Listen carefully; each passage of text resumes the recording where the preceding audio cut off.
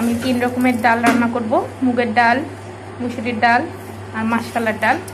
বুটের ডালটা দিলে ভালো হয়, যেহেতু বুটের ডাল নেই সেহেতু এই 3 রকমের ডালই রান্না করব, সেটাই আপনাদের সাথে শেয়ার করব। আমি কাঁচামরিচ দিলাম, আমি একটু দারচিনি, সাদা ফল, আদা বাটা,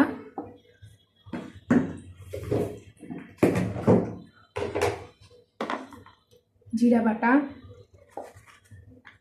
একটু পেঁয়াজ,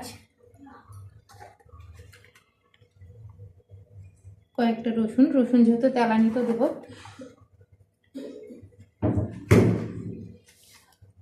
লবণ,